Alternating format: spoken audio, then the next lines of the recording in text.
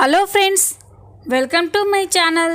ఆరాధ్య birthday పార్టీలో కోటి తీసిన సీక్రెట్ వీడియో ద్వారా బయటపడ్డ అసలు నిజం. షాక్లో పల్లవి. అసలు ఏం జరగబోతుంది? కోటి ఆరాధ్య బర్త్డేలో వీడియో తీయడం ఏంటి? తెలుసుకోవాలి అంటే ఈ వీడియోని చివరి వరకు చూడండి. ఈ వీడియో చాలా ఇంట్రెస్టింగ్గా ఉండబోతుంది. ఎక్కడా స్కిప్ చేయకుండా చూసేయండి. ఇక వీడియోలోకి వెళ్ళినట్లయితే చక్రధర్ పల్లవి దగ్గరికి వెళ్తూ ఉంటే పల్లవి వద్దని చక్రధర్ని అసహించుకుంటుంది. నీ వల్లే మా మామ్కి ఈ పరిస్థితి వచ్చింది. మా మామ్ని కూడా తాకడానికి ఒప్పుకొని నిన్ను ఈ ఇంట్లోకి ఎలా రాణిస్తాననుకున్నావు? ఇక్కడ నుండి వెళ్ళిపోండి.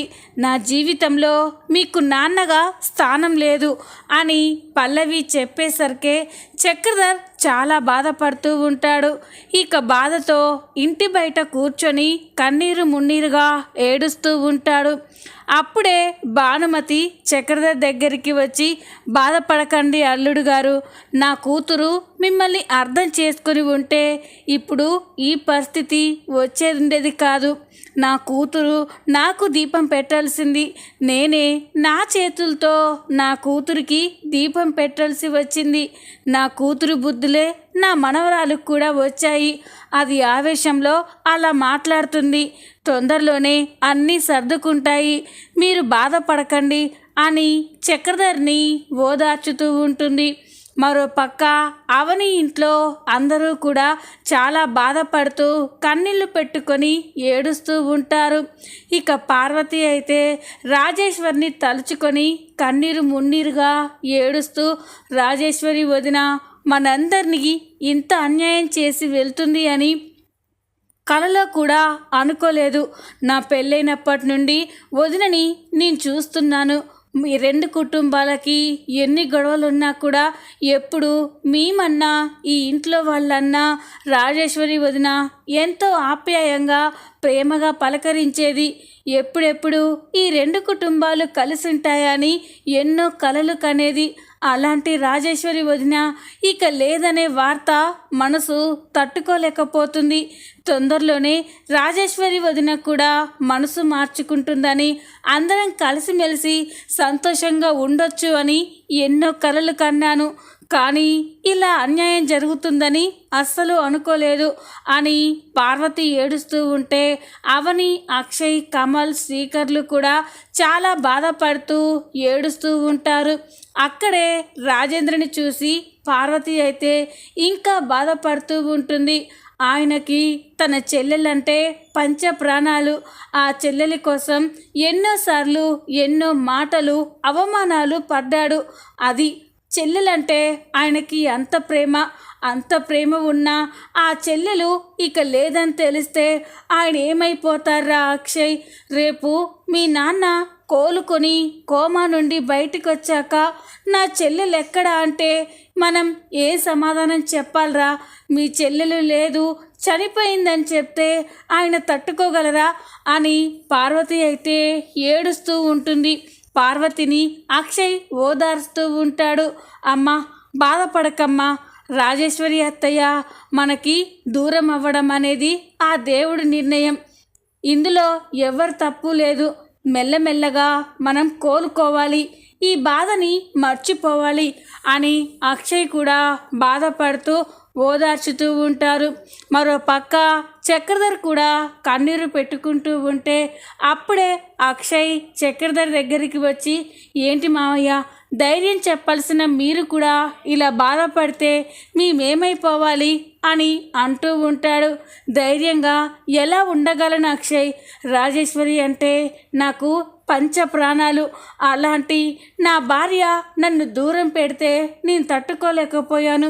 ఏదో ఒకరోజు నన్ను అర్థం చేసుకుంటుందని, నన్ను క్షమించి మళ్ళీ భర్తగా అంగీకరిస్తుందని నేను, మీనాక్షి, రాజేశ్వరి కలిసి సంతోషంగా ఉండాలి అని కోరుకున్నాను. కానీ రాజేశ్వరి నన్ను శాశ్వతంగా వదిలేసి నాకు ఇంత పెద్ద శిక్ష విధిస్తుందని అనుకోలేదు అని చక్రధర్ కూడా ఏడుస్తూ ఉంటాడు. ఇక మీనాక్షి కూడా ఇదంతా నా వల్లే ఈరోజు రాజేశ్వరికి ఆ పరిస్థితి వచ్చింది. నేనే కానీ ఇక్కడికి రాకపోయి ఉంటే మీరే నా భర్త అని నా పిల్లలకి తండ్రి అని తెలియకపోయి ఉంటే ఈరోజు రాజేశ్వరి మనకి దూరం అయ్యేది కాదు. నా చావేదో నేను చావకుండా ఇక్కడికి వచ్చి ఇందరిని బాధ పెడుతున్నాను అని మీనాక్షి కూడా ఏడుస్తూ ఉంటే ఇక పార్వతి అదేంటి వదిన ఇలా జరుగుతుందని ఎవరు అనుకుంటారు? అయినా రాజేశ్వరి వదిన కూడా మిమ్మల్ని అర్థం చేసుకుని ఉంటే పరిస్థితి ఇంత దూరం వచ్చేది కాదు అని పార్వతి చెప్తూ ఉంటుంది. వీళ్ళంతా ఇలా మాట్లాడుకుంటూ ఉండగా అప్పుడే అక్కడికి కోటి వస్తాడు. కోటి అక్కడికి వచ్చి ఆరాధ్య మై ఫ్రెండ్ అని నవ్వుకుంటూ వస్తూ ఉంటాడు. కోటి అక్కడికి వచ్చేసరికి అందరూ బాధపడుతూ కన్నీళ్ళు పెట్టుకోవడం చూసి కోటి షాక్ అయిపోతాడు. ఏంటి ఇంట్లో వాళ్ళంతా అలా బాధపడుతూ ఏడుపు మొహాలతో ఉన్నారు? ఏం జరిగింది సిస్టర్, ఏం జరిగింది ఆంటీ అని అందరినీ అడుగుతూ ఉంటాడు. కానీ ఎవ్వరూ ఏం మాట్లాడక బాధపడుతూనే ఉంటారు. అప్పుడే ఆరాధ్య కోటి నువ్వెప్పుడొచ్చావు అని అంటూ ఉంటే నేను ఎప్పుడో వచ్చాను ఫ్రెండ్ అని ఆరాధ్యతో మాట్లాడుతూ ఉంటాడు. ఇక ఆరాధ్య సరే కోటి పద బయట మాట్లాడుకుందాం అని ఆరాధ్య కోటిని అక్కడి నుండి తీసుకెళ్తుంది. ఇక ఆరాధ్య ఏంటి కోటి నా బర్త్డే పార్టీకి రమ్మని నిన్నెంతలా బ్రతిమలాడాను, నువ్వు నా బర్త్డే పార్టీకి రాలేవు కదా, నేను నీతో మాట్లాడను అని అంటుంది. ఇక కోటి ఏంటి ఫ్రెండ్ నేను నీ బర్త్డేకి రాలేనని కోపంగా ఉందా? నేను నీ బర్త్డేకి వచ్చాను ఫ్రెండ్, అంతేకాదు నీ బర్త్డే మొత్తాన్ని కూడా నేను వీడియో తీశాను తెలుసా. నీ బర్త్డేకి సంబంధించిన అన్ని ఏర్పాట్లని నేను వీడియో తీశాను అని అనగానే ఆరాధ్య షాక్ అయిపోతుంది.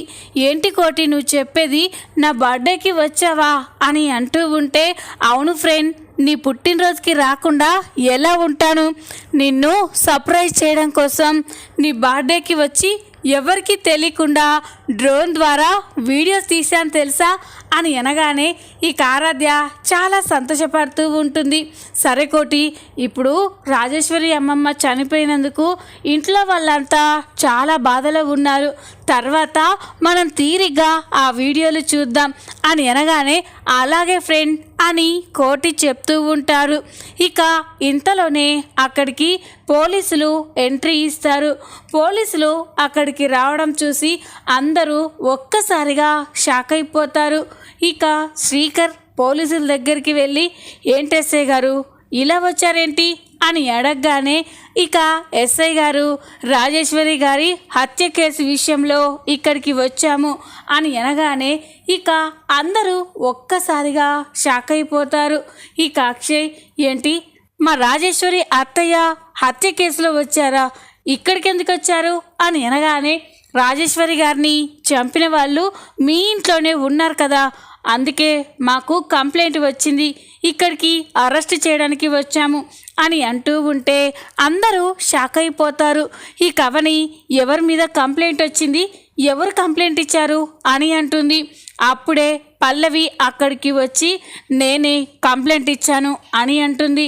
పల్లవి అలా అనడం చూసి అందరూ ఒక్కసారిగా షాక్ అయిపోతారు. ఇక కమల్ పల్లవి ఏం చేస్తున్నావు నువ్వు, అత్తయ్య మర్డర్ కేసులో కేసు పెట్టడం ఏంటి, ఎవరి మీద పెట్టావు అని అంటూ ఉంటే ఇంకెవరి మీద, ఆ మీనాక్షి అవనీల మీదనే కేసు పెట్టాను, మా మామ్ని అవని మీనాక్షి ఇద్దరూ కలిసి ప్లాన్ ప్రకారమే చంపేశారు అని అంటుంది. పల్లవి అలా అనేసరికే అందరూ ఒక్కసారిగా స్టన్ అయిపోతారు.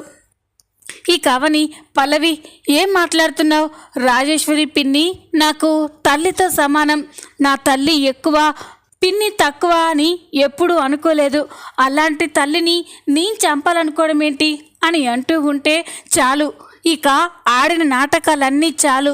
మా మామ్ ఉంటే ఎప్పటికైనా మీ అమ్మ జీవితానికి నష్టం జరుగుతుంది అని మా మామ్ని నువ్వు మీ అమ్మ కలిసి చంపేశారు. ఎస్ఐ గారు, ఇదిగో ఈ అవని మీనాక్షి ఇద్దరూ కలిసి మా మామ్ని చంపేశారు, వీళ్ళని అరెస్ట్ చేయండి అని అనగానే ఇక అందరూ షాక్ అయిపోతారు.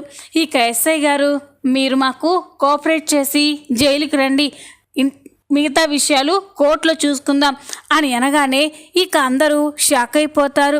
ఇక అవని మీనాక్షిలని అరెస్ట్ చేస్తూ ఉంటే అప్పుడే మీనాక్షి, ఎస్ఐ గారు ఒక్క నిమిషం అని అంటుంది.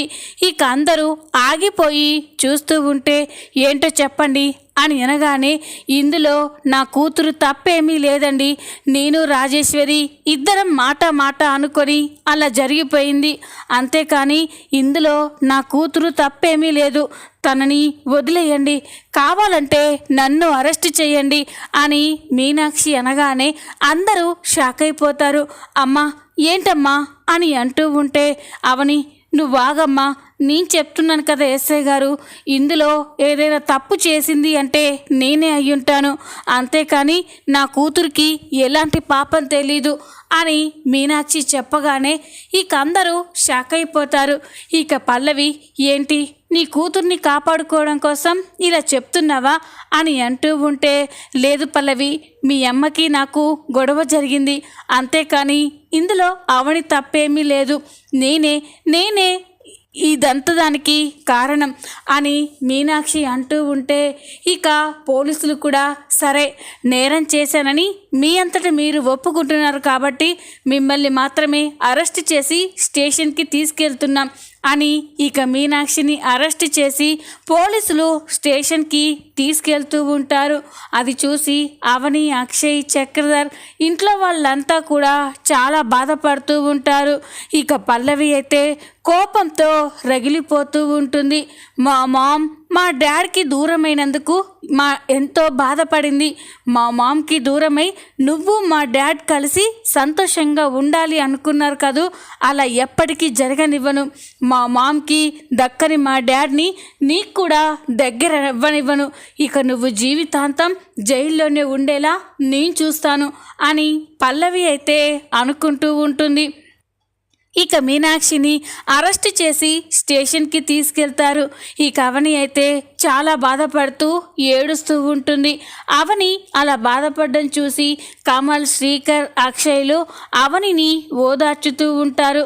అవని, నువ్వేం బాధపడకవని అని అంటూ ఉంటే, ఏంటండి ఇలా జరిగింది, మా అమ్మ పిన్నిని చంపేయడం ఏంటి, అసలు ఆ రోజు మా అమ్మ అక్కడ బాధపడుతూ ఉంటే పిన్నే అక్కడికి వెళ్ళి అమ్మతో గొడవ పడింది, అమ్మని చంపాలని గొంతు నిలుమబోయింది, నేను పిన్నిని పక్కకి నెట్టేశాను, అప్పుడు కూడా పిన్ని స్ట్రాంగ్గానే నిల్చున్నారు, మళ్ళీ మా అమ్మని చంపాలి అని ఆవేశంలో ముందుకొస్తూ ఉంటే కాలు స్లిప్ అయిపోయి అక్కడ రాయి మీద పడి చనిపోయిందండి, అంతేకాని ఇందులో మా అమ్మ కానీ నేను కానీ పిన్నికి ఎలాంటి నష్టం చేయలేము అని అవని అంటూ ఉంటే ఇక అక్షయ్, కమల్, శ్రీకర్లు చూస్తూ ఉంటారు. ఇక శ్రీకర్, వదిన నువ్వేం బాధపడకొదినా, అత్తయ్యని నేను ఎలాగైనా బెయిల్ మీద బయటికి తీసుకొస్తాను, పదండి ఇప్పుడే వెళ్ళి మనం అత్తయ్యని బెయిల్ మీద తీసుకొద్దాం అని అందరూ కూడా స్టేషన్కి వెళ్తారు. ఇక పల్లవి అయితే ఎస్ఐ గారికి లంచం ఇచ్చి ఎట్టి పరిస్థితుల్లో ఆ మీనాక్షికి బెయిల్ రాకుండా చూడాలి అని, ఎలాగైనా ఆ మీనాక్షికి శిక్ష పడాలి అని ఎస్ఐకి లంచం ఇచ్చి ఎస్ఐని కొనేస్తుంది. ఇక శ్రీకర్, కమల్, అక్షయ్లు మీనాక్షికి బెయిల్ ఇప్పించడం కోసం స్టేషన్కి వెళ్తారు. అక్కడ ఎస్ఐ గారితో మాట్లాడగానే ఎస్ఐ గారు, లేదండి ఆవిడకి బెయిల్ మంజూరు చేయడం కుదరదు, ఆవిడ మీద హత్య కేసు నమోదయ్యింది, ఎఫ్ఐఆర్ కూడా ఫైల్ చేశాము, ఇప్పుడు బెయిల్ ఇవ్వడం అంటే అది మాకు రూల్స్ ప్రకారం వ్యతిరేకమండి. కావాలంటే రేపు కోర్టులో సాక్ష్యాలు తీసుకొచ్చి బెయిల్కి పిటిషన్ వేయండి, అంతేకాని ఇప్పుడు ఆవిడకి బెయిల్ ఇచ్చే ప్రసక్తే లేదు అని చెప్పగానే కమల్, శ్రీకర్, అక్షయ్లు ఒక్కసారిగా షాక్ అయిపోతారు. అది కాదు ఎస్ఐ గారు అని అంటూ ఉంటే, సార్ మీరు కూడా ఒక లాయర్, రూల్స్ గురించి మీకు కూడా తెలుసు కదా, పక్కా ఆధారాలతో దొరికిన తర్వాత బెయిల్ ఇవ్వడం కుదరదు. రేపు తనని కోర్టులో ప్రొడ్యూస్ చేయబోతున్నాం, ఏదైనా ఉంటే అక్కడ మాట్లాడుకోండి అని చెప్పి ఎస్ఐ చెప్పగానే అందరూ షాక్ అయిపోతారు. ఇక అక్షయ్, కమల్, శ్రీకర్లు చాలా బాధగా ఇంటికి వస్తారు. ఈ కవని వాళ్ళ దగ్గరికి వచ్చి, ఏంటి శ్రీకర్, ఏమైంది కన్నయ్య, మా అమ్మని తీసుకొస్తానని వెళ్ళి ఉత్త చేతులతో వచ్చారేంటి అని అనగానే ఇక కమల్, వదిన, అత్తయ్యకి బెయిల్ ఇవ్వడం కుదరదని ఆ ఎస్ఐ తెగేసి చెప్పారు. రేపు అత్తయ్యని కోర్టులో ప్రొడ్యూస్ చేయబోతున్నారు. మనం కానీ సాక్ష్యాలు సంపాదించకుంటే అత్తయ్యకి శిక్ష పడే ప్రమాదం ఉంది అని చెప్పగానే అవని, పార్వతి, ఇంట్లో వాళ్ళంతా షాక్ అయిపోతారు. ఈ కవని అయితే చాలా బాధపడుతూ ఉంటుంది. అయ్యో ఏం చేయాలి, రేపే కోర్టులో ప్రొడ్యూస్ చేస్తే మనం సాక్ష్యాలు ఎలా సంపాదించి మా అమ్మ నిర్దోషి అని నిరూపించాలి అని అవని ఏడుస్తూ ఉంటుంది. ఇక చక్రధర్ కూడా చాలా బాధపడుతూ ఉంటారు. ఇక అక్షయ్, అవని ఇలా ఏడుస్తూ కూర్చుంటే కాదు, అత్తయ్య నిర్దోషి అని ఎలాగైనా సాక్ష్యం సంపాదించాలి. మాకు తెలిసిన వాళ్ళని, పెద్ద లాయర్లని కలవడానికి వెళ్తాం, నువ్వు నీ ప్రయత్నం నువ్వు చెయ్యి అని అనగానే ఇక అందరూ కూడా తలో దిక్కు సాక్ష్యాల కోసం వెతకడం కోసం బయలుదేరుతూ ఉంటారు. ఇక అవని అయితే రోడ్డు పైన వెళ్తూ ఉంటే అప్పుడే పల్లవి అవనికి ఎదురుగా వస్తుంది. అవని అలా ఎండలో రోడ్డు పైన నడవడం చూసి పల్లవి అక్కడ కార్ని స్టాప్ చేసి, ఏంటి ఎర్రటెండలో ఇలా రోడ్లు పట్టుకొని తిరుగుతున్నావు, రేపు మీ అమ్మని ఎలాగైనా నిర్దోషి అని బయటికి తీసుకురావడానికి సాక్ష్యాల కోసం వెతుకుతున్నావా అని అంటూ ఉంటే అవని షాక్ అయిపోయి చూస్తూ ఉంటుంది. ఇక పల్లవి, చూడు, అది ఎప్పటికీ జరగదు, ఎందుకంటే మీ అమ్మ మా మామ్ని కావాలనే చంపేసింది. మా మామ్ జీవితాన్ని నాశనం చేసిందే కాకుండా మాకు మా డాడ్ని దూరం చేసిందే కాకుండా నాకు మా మామ్ని కూడా దూరం చేసింది. అలాంటి మీ అమ్మకి శిక్ష పడకుండా ఎలా ఉంటుందనుకున్నాం? రేపు కోర్టులో మీ అమ్మకి శిక్ష పడుతుంది అని పల్లవి అంటూ ఉంటే అవని చాలా బాధపడుతూ ఉంటుంది. నాకు మా మామ్ని ఎలా దూరం చేశావో నీకు కూడా మా మామ్ని మీ అమ్మని దూరం చేస్తాను అని పల్లవి వార్నింగ్ ఇచ్చి అక్కడి నుండి వెళ్ళిపోతుంది. ఇక అవని అయితే చాలా ఏడుస్తూ ఉంటుంది. అవని చాలా అలసిపోయి ఇంటికి వస్తుంది. ఇక మీనాక్షి నిర్దోషి అని నిరూపించడం కోసం ఎలాంటి సాక్ష్యం దొరకకపోవడంతో అందరూ కూడా చాలా బాధపడుతూ ఉంటారు. ఇంతలోనే ఉదయం అవుతుంది. ఉదయం కాగానే అవని చాలా హడావిడిగా ఇంట్లో పనులన్నీ చేస్తూ ఉంటుంది. ఇక అక్షయ్, కమల్, శ్రీకర్, చక్రధర్ ఇంట్లో వాళ్ళంతా కూడా అవనిని చూసి ఆశ్చర్యపోతారు. అవని ఎలాంటి టెన్షన్ లేకుండా చాలా కూల్గా పనిచేసుకుంటూ ఉంటే అందరూ కూడా షాక్ అయిపోయి చూస్తూ ఉంటారు. ఇక అక్షయ్, కమల్, శ్రీకర్లతో, ఏంటండి ఈరోజు కోర్టులో మా అమ్మని ప్రొడ్యూస్ చేస్తారని తెలిసి కూడా ఇంత లేట్గా నిద్ర లేస్తే ఎలా? కోర్టుకి టైం అవుతుంది, అందరూ వెళ్ళి ఫ్రెష్ అయ్యండి, మీకోసం టిఫిన్ తీసుకొస్తాను అని అంటూ ఉంటే అందరూ అలాగే చూస్తూ ఉంటారు. ఇక అక్షయ్, ఏంటవని ఈరోజు మీ అమ్మగారిని కోర్టులో ప్రొడ్యూస్ చేయబోతున్నారు.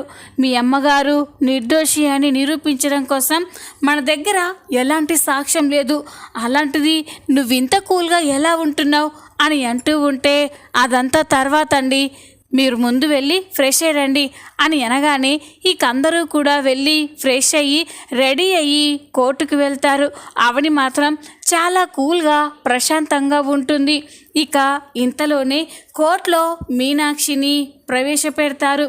మీనాక్షి తరపున శ్రీకర్ వాదిస్తూ ఉంటే పల్లవి చాలా పెద్ద లాయర్కి చాలా డబ్బిచ్చి కోర్టు కేసు వాదించేలా ప్లాన్ చేస్తుంది.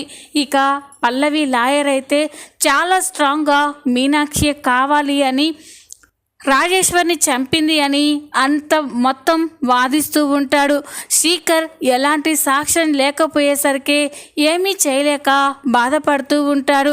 ఇక కోర్టులో జడ్జి గారు కేసు మీనాక్షి తప్పు చేసింది అని శిక్ష విధించబోతూ ఉంటే అప్పుడే అవని ఒక్క నిమిషం యువర్ ఆనర్ అని అంటుంది.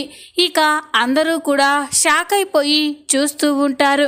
ఇక యువర్ ఆనర్ ఏంటమ్మా అని అంటూ ఉంటే యువర్ ఆనర్ మా అమ్మ నిజంగా మా రాజేశ్వరి పిన్నిని చంపలేదు. కావాలంటే మీకు కావలసిన సాక్ష్యం ఈ ఫోన్లో ఉంది, ఒక్కసారి ఈ వీడియో చూడండి అని ఇక జడ్జి గారికి ఫోన్లో ఉన్న వీడియో చూపించగానే ఆ వీడియో చూసి జడ్జి గారు షాక్ అయిపోతారు.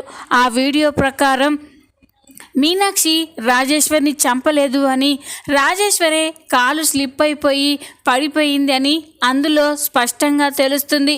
ఆ వీడియోని కోర్టులో అందరికీ చూపిస్తూ ఉంటారు. ఆ వీడియో చూసి పల్లవి అయితే ఒక్కసారిగా షాక్ అయిపోతుంది.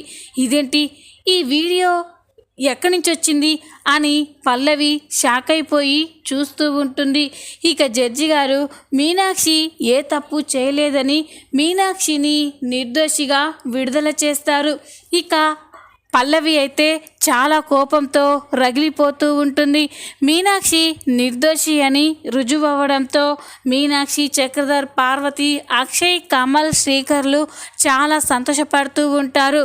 పల్లవి అయితే చాలా కోపంతో కోర్టులో నుండి వెళ్ళిపోతూ ఉంటే అప్పుడే అవని పల్లవికి ఎదురుగా వస్తుంది. ఇక పల్లవి అవనిని కోపంగా చూస్తూ ఉంటే ఏంటి పల్లవి, అస్సలు ఊహించలేదు కదా, మా అమ్మ నిర్దోషి అని నిరూపిస్తానని చూసావు కదా అని అంటూ ఉంటే అయినా ఆ వీడియో ఎక్కడి నుంచి వచ్చింది, ఆ వీడియో ఎవరు తీశారు అని అనగానే ఈ కావని చూడు పల్లవి, కొంపలు కూల్చి ఎదుటి వాళ్ళని బాధ పెట్టాలని నీకే ఇన్ని మార్గాలుంటే ఎలాంటి తప్పు చేయని నాకు ఆ దేవుడు ఇంకెన్ని మార్గాలు చూపించాలి. ఆ వీడియో ఆరాధ్య బర్త్డే రోజు కోటి ఆరాధ్యని సర్ప్రైజ్ చేయడం కోసం వీడియో తీశాడు. ఆ వీడియోలోనే ఈ వీడియో కూడా రికార్డ్ అయింది అని అవని చెప్పి జరిగిందంతా చెప్తూ ఉంటుంది. ఆ రోజు పల్లవితో మాట్లాడి ఇంటికి వచ్చిన తర్వాత ఆరాధ్య కనిపించదు. ఆరాధ్య అని పిలవగానే ఆరాధ్య బయట నుండి అవని దగ్గరికి వస్తుంది. ఏంటమ్మా అని అనగానే ఎక్కడికి వెళ్ళిపోయావు అని అంటూ ఉంటే అదేనమ్మా, కోటి నా బర్త్డే రోజు సీక్రెట్గా నా బర్త్డేని వీడియో తీశానని చెప్పాడు కదా, ఆ వీడియోస్ చూస్తున్నాను అని అనగానే ఈ కవనికి ఒక విషయం గుర్తొస్తుంది. అవునా, కోటి ఆ రోజు వీడియో తీశాడా అని అంటూ ఉంటే అవునమ్మా, దేనికి అని అడుగుతుంది. ఆ వీడియోలు ఎక్కడున్నాయమ్మా అని అడగగానే కోటి దగ్గరే ఉన్నాయమ్మా అని అంటుంది. ఈ కవని కోటి దగ్గరికి వెళ్ళి కోటి, ఆరాధ్య బర్త్డే రోజు నువ్వు వీడియోస్ తీసావు కదా, ఆ వీడియోస్ ఎక్కడున్నాయి అని అనగానే ఇదిగో సిస్టర్, ఇందులోనే అన్ని వీడియోలు రికార్డ్ అయి ఉన్నాయి అని అవనికి చూపిస్తాడు. ఈ కవని ఆ వీడియోస్ని తీసుకొని సరే నాకు ఈ వీడియోస్తో చాలా ముఖ్యమైన పని ఉంది, నేను తర్వాత ఇస్తాను అని అవని అయితే ఆ వీడియోస్ మొత్తం కూడా చెక్ చేస్తూ ఉంటుంది.